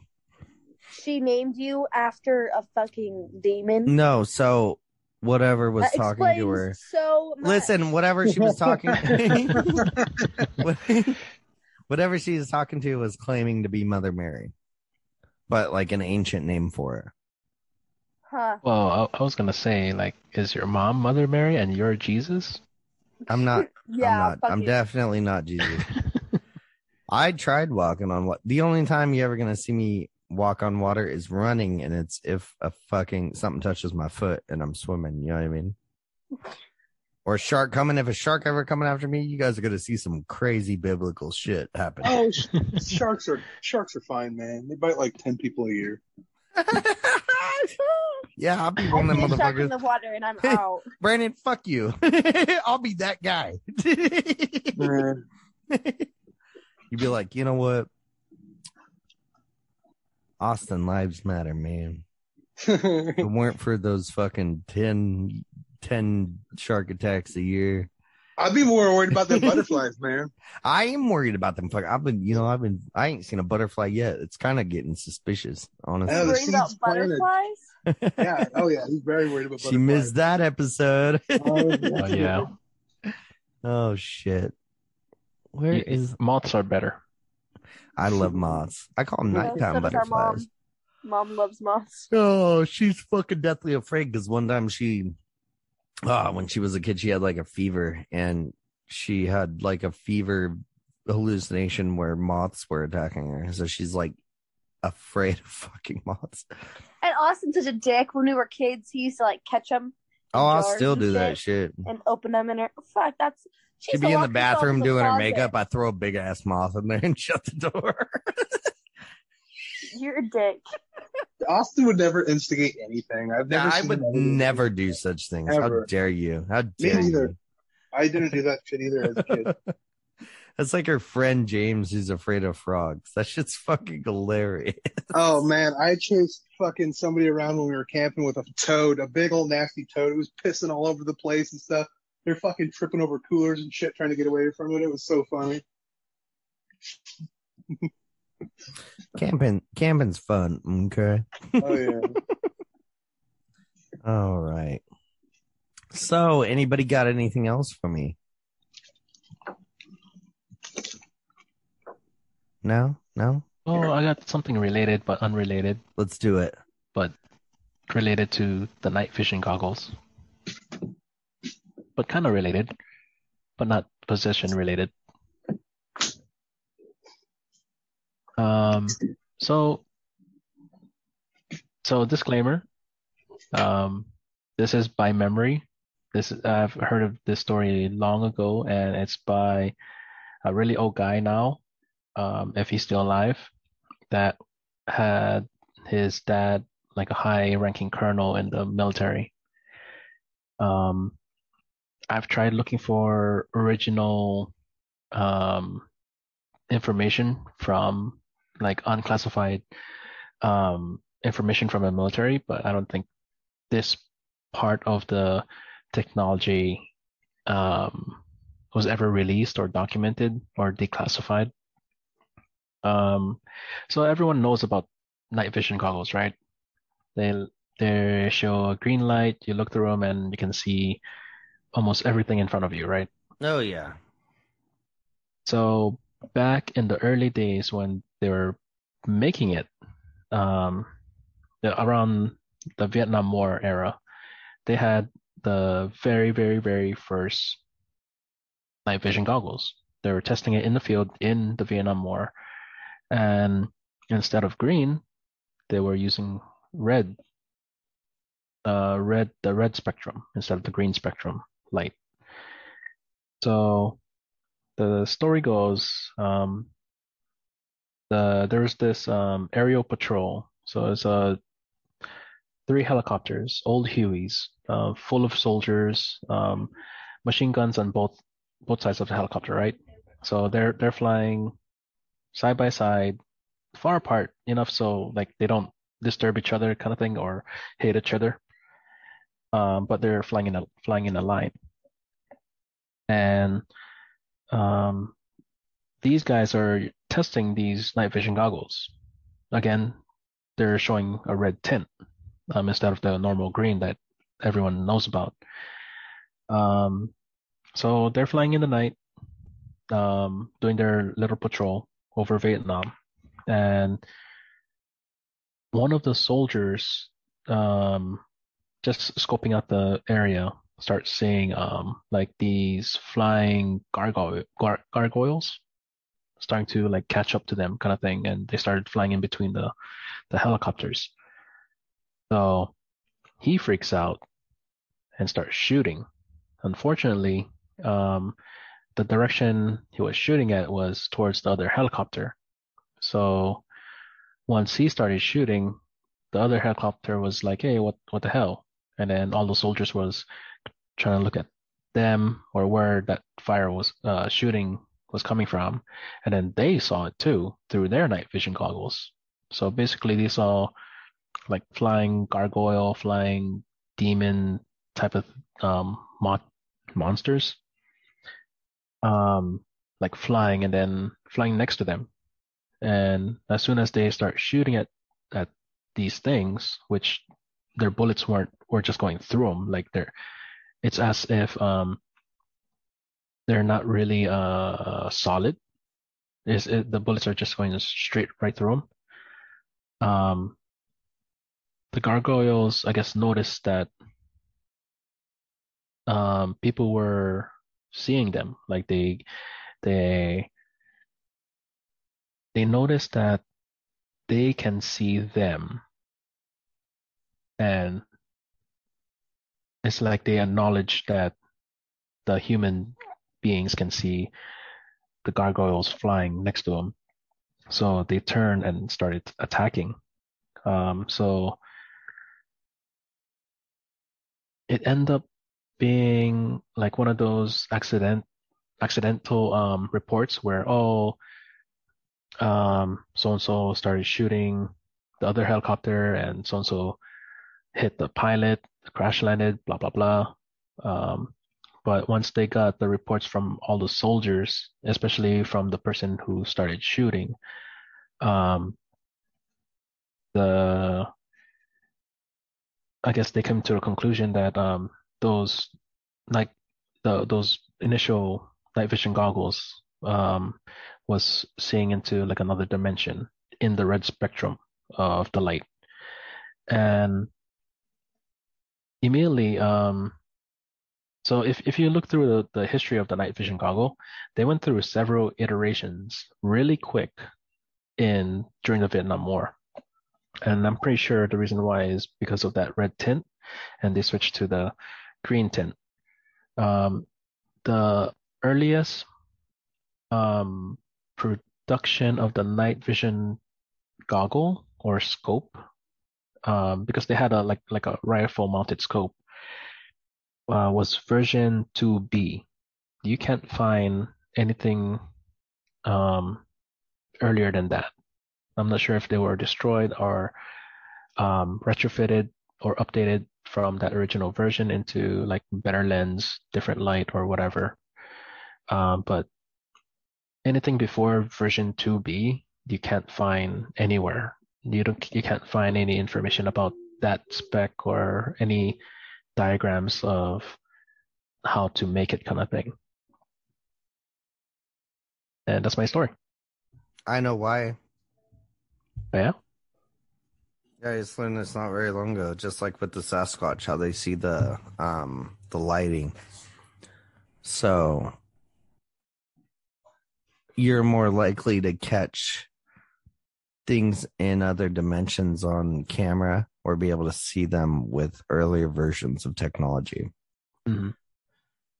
And so as technology has gotten better and better and better, more people have been like, why didn't you get on camera? You know, it's always blurry, blah, blah, blah. If you were to go out with the older versions of stuff. So maybe there's something with that where the original versions of that, those night visions, there's a reason for that. You know what I mean? Yeah. And that correlates with regular cameras. You know, the old-fashioned point and shoot. You gotta crank it so it goes to the next film. Yeah. Cameras versus the digital cameras now.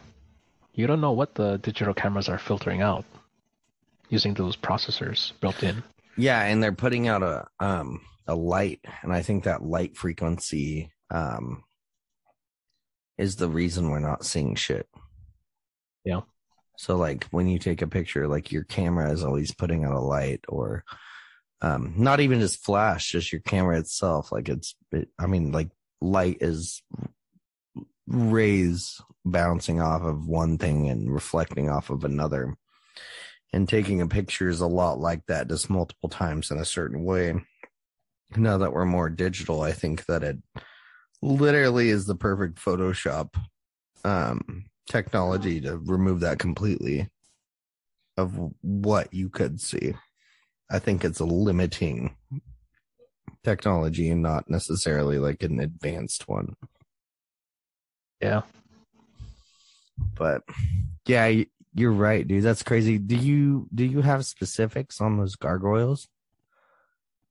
Like how like the their typical wing length gargoyle. and shit, Yeah. or how they were flying. Well, they were like flying, like flapping wings kind of thing. Yeah. Just keeping up with helicopters. And these are old Vietnam World War II type helicopters. The Hueys, the rounded nose in the front. Like what is that show? The A-Team. Sometimes they have those Oh, I know what helicopters. you're talking about. Yeah. Yeah. With the sliding door on the side. Yeah. Those helicopters. That's fucking crazy. When was this? Vietnam War era. Oh shit. Got you. Where was it at? Vietnam? Oh shit. Like that's crazy because you know of the fucking what'd they call them? I mean, they would call them like the rock throwers, but they were talking about Sasquatch in the Vietnam War too. Out there ripping people apart and eating them and shit. You didn't hear about that? No. They call them like the rock throwing monkeys or some shit. Something like that. I don't know. It's something like that, yeah. But like, don't they have giant fruit-eating bats in Vietnam that are like pretty fucking massive? I have no idea. Yes, they do, but the way it was described was like you know that cartoon gargoyles. Oh yeah. The main character, the big dude. They were described like that, like a big so way creature. like way bigger than a big bat would be. Yeah, like maybe the wingspan similar, but like the body is like huge. Yeah. But there was tons of stories, like possibly thousands that these guys wrote in their books about, like they fought them. They fought Sasquatch there at some point. It was a very known thing back then in the Vietnam War, and they'd throw like giant fucking branches at them and large rocks.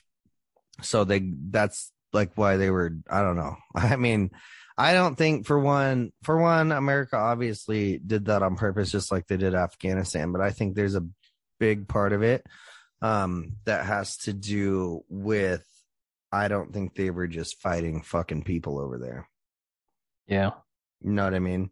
And maybe that's part of the shit today why things are so secure. I mean, I never said this before, but demonic possession is in every single religion. In every corner of the world. As well as Sasquatch being everywhere in every corner of the world. and replicating stories and everything. But literally, yeah, they had them there. They were they called them like rock monkeys or some shit like that. I'll have to look it up. They were throwing like fucking giant rocks at these motherfuckers, and they were like, what the fuck? They're running away and shooting at them. And I mean, they didn't get no bodies in it. Like, it was something that was like, oh shit, like, this is real. We have a problem. Stay the fuck away from this area. Because they're going through the bush, and that's where you're going to find them. They're fighting in the woods. And yeah, they were getting attacked. That's a pretty known thing, but that's crazy. Gargoyles. Yeah. I mean, I fucking believe it. And who knows if that's what they call the Mothman, or if it literally was, or what they call dragons, or if it was, could be literally something else. And it might not be gargoyles. It could be just flying demons, because the whole war was really bad, right? It was just a lot of death and a lot of definitely negatively based. I mean, yeah, we're going first world country attacking a third world country.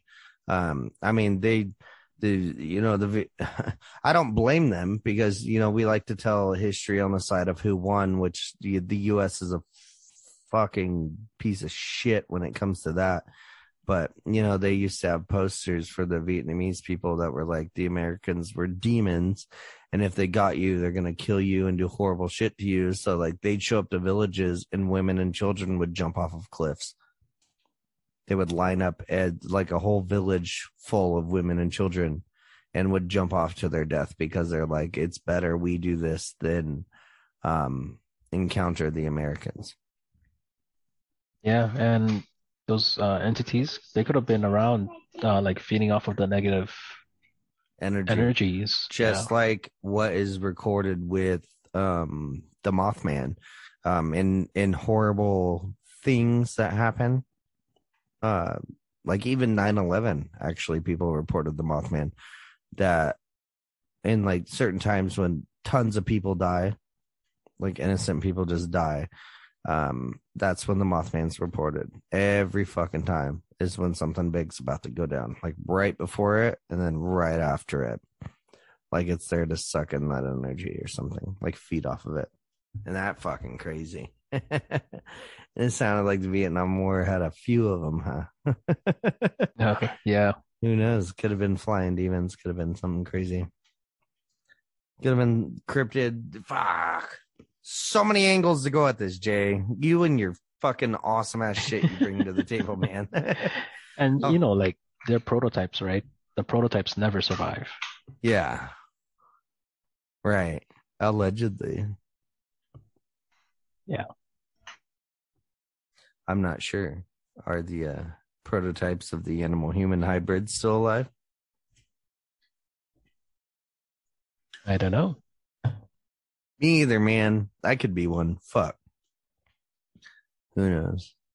Jaren's pretty sure that his wife's a lizard, so she could be a prototype or she could be a reptilian. 50-50 on that one. All right. Does anybody else got anything to throw in on this Spooktober episode we got going on here?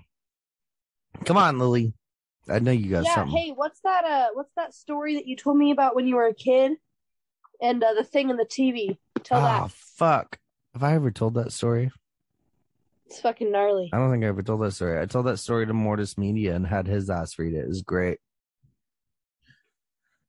I should just let him say it. Just cut his shit out. I'm just kidding. All right. So, all right. I'll tell this story. So I was like 10, 11, 12 years old. It's probably 11, 12. I don't know. Anyway, so I go to my dad's house every other weekend with my brother. And we had bunk beds, and I remember like the weekend before I went to him, so it was like 2 weeks before, I had my first and only come on, I'm gonna need you guys' help with this. What's that when you can't move? The hag gets on you. Sleep paralysis. There you go. Sleep paralysis. Sorry, first I was time. getting to the unmute button. She got it before me. Yeah, it's a race. I cannot remember that. Cannot remember the name of that for anything, but So I had sleep paralysis the first time, and then like 2 weeks later, whatever. It was around that time. I can't be for certain. You know what I mean? But yeah, it's very close. And so I like, went to bed. I forgot about it kind of, and I like went to bed. It was the only thing that happened. I didn't know what was going on. I didn't see no hag, I just like woke up, couldn't do nothing, figured out if I wiggled my fingers and toes that I could get out of it. Very horrified, all that good shit. So I wake up this one morning and it's like on a Saturday. I don't know how early it was. It was early, but it was like summer. So the sun was up early. You know what I mean? And I just woke up and I felt fucking amazing. You know what I mean? Like how I don't know. I haven't felt that way since I was a kid, where you'd wake up and just feel absolutely perfect. Like every single muscle in your body is rested. You are like ready to go. You feel great. And I just like stretched, right? And I'm just sitting there with like this overabundance feeling of like awesomeness, right? And I'm just like sitting there and like kind of dazed and just laying back, like this is great. And just like it's quiet, nothing. And I'm just laying there like that. And I look over and just like start looking around and feeling awesome, right? And I like glance in front of this TV, and we had this box TV, right? Big old box TV, and they're very reflective. And it was off. And I look at it, and what I see like froze my ass the fuck up. And I was on a bunk bed where right behind me, I was on the bottom bunk, and right behind me was this ladder, the ladder to climb up to the top bunk. And as I'm looking into this TV, I see this fucking thing leaning over the top of me.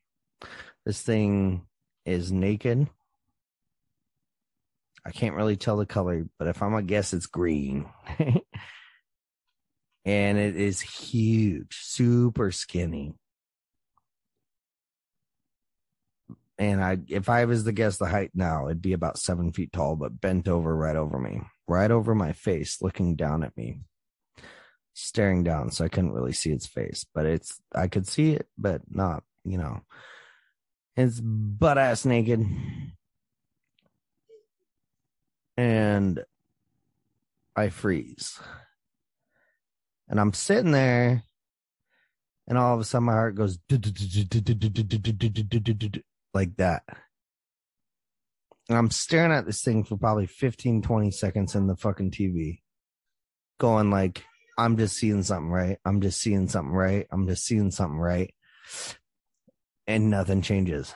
And I'm staring at it.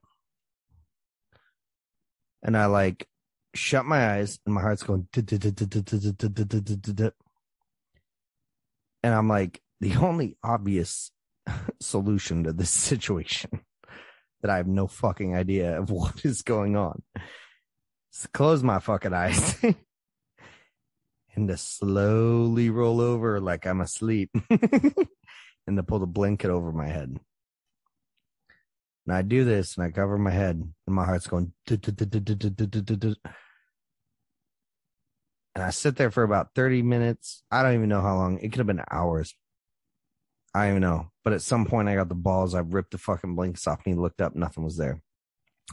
But what I saw on that fucking TV, if you guys remember, looked exactly like that tall, fucking, skinny fucking alien from the movie Signs. I didn't just see it like a quick fucking see. I stared at this fucking thing, waiting for it to turn into something else. And that's my story. That shit has me so fucked up. Like, could you just imagine being like 13 years old, like looking into I was younger than that. I was like 11. And it's like right fucking behind you? No. It was looking straight down at me. It was leaning over the bed. Its face was right above mine. I just had never looked up. Yeah, that's so I'm like looking left and right, and I like I'm not moving. I'm just looking around, like feel amazing. And I look in the TV, and it's right there.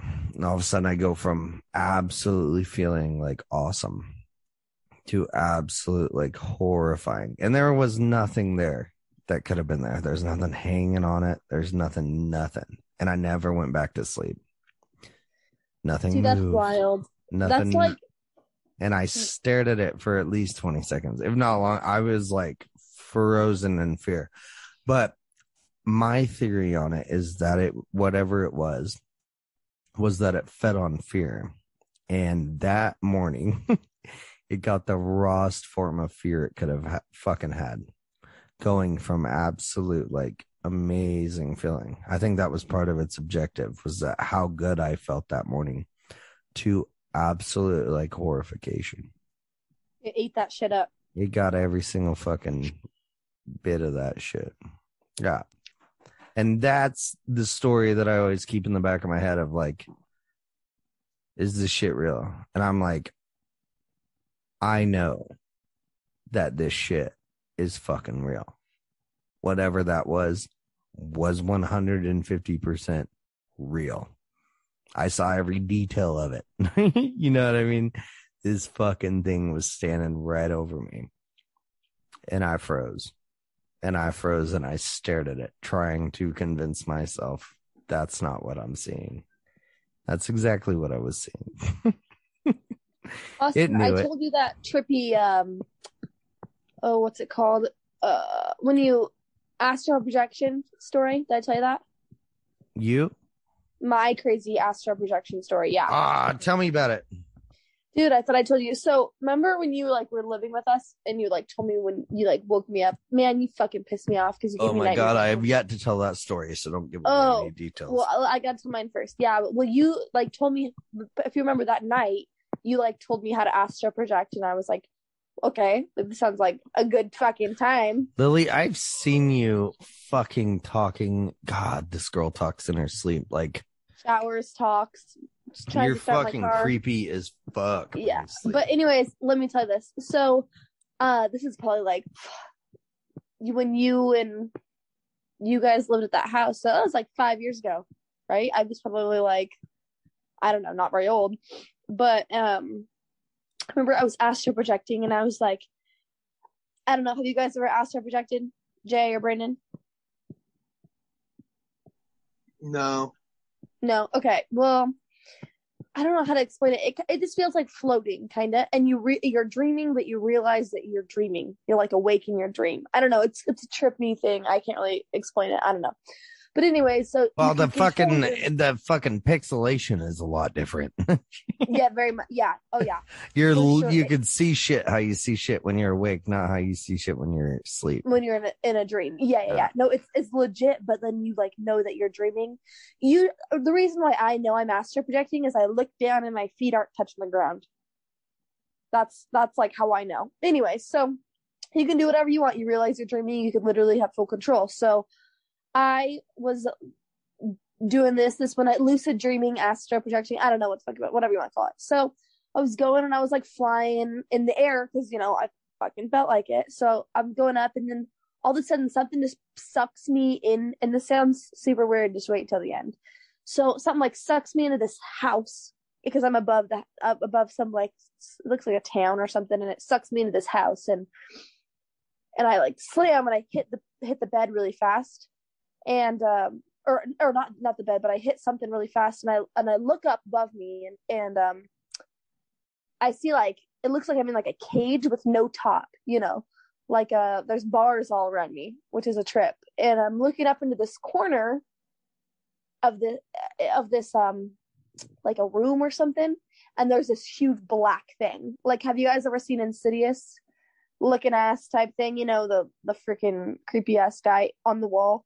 Just like that, like this huge black thing just sitting there with red eyes staring at me. And it's like crouched in, like bent and creepy looking and just staring at me, holding still.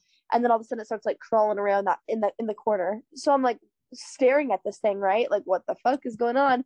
But I realize like right next to me, towering over me is like my mom and my dad, It's the trippiest thing. Like they're like looking at me, but I'm just like looking at this freaking thing in the corner.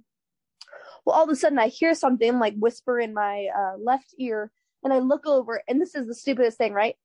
And it's like JFK. Looks like JFK, right? And he like looks at me, and we make eye contact, and I shoot back into my body, and I wake up, right?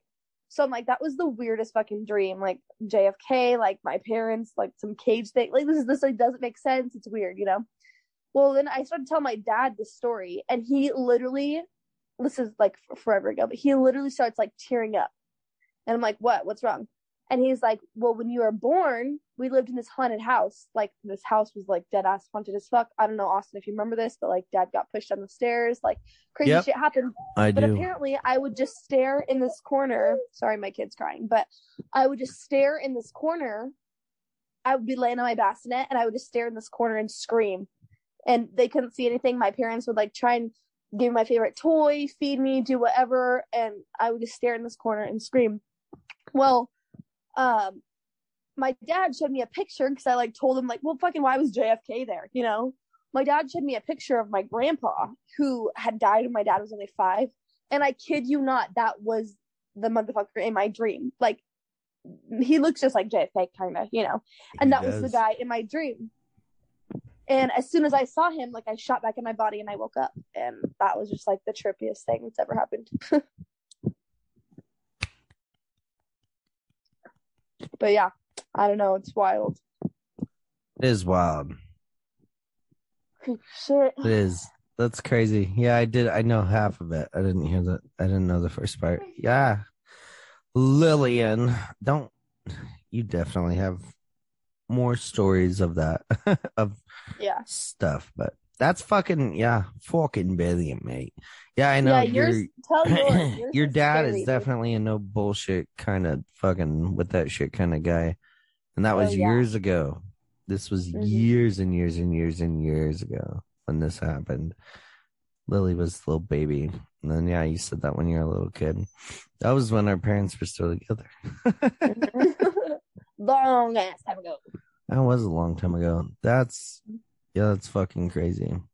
That's a very good story. Very, very, very good story. All right. Anybody else got anything? If not, I'm going to sum this up.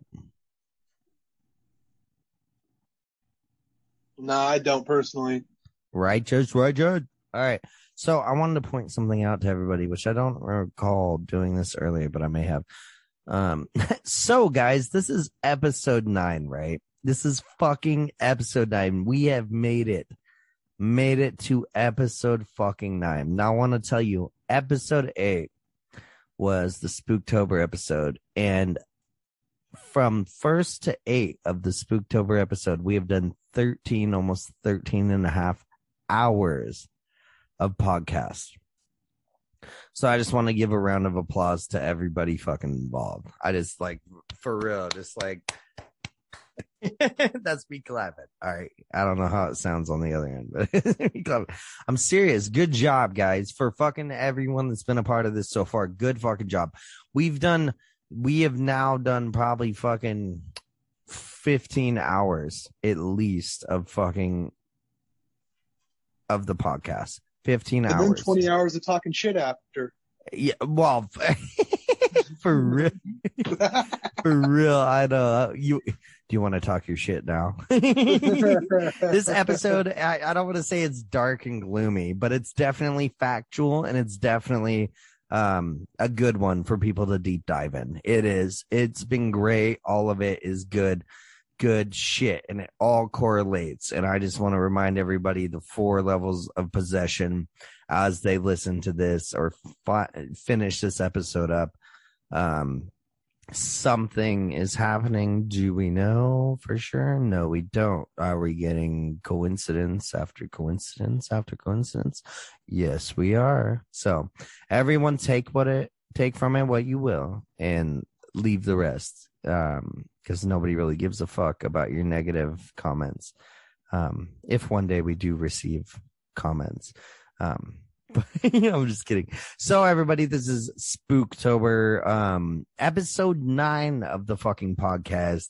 And we've obviously been putting in work, which, guys, what that means is episode 8 was our 2-month mark, which means we are 2 months and a week in, right? Maybe we're 2 months now. Now we did do 1-2 episodes. Who knows? We're fucking awesome. That's it. But anyway, thank you everybody for joining the Collective Mind podcast for episode 9, which is also Spooktober part 2. And have a happy Spooktober Halloween, motherfuckers. Hey, Lily, guess what? What? I fucking love you. You're weird. I love you too.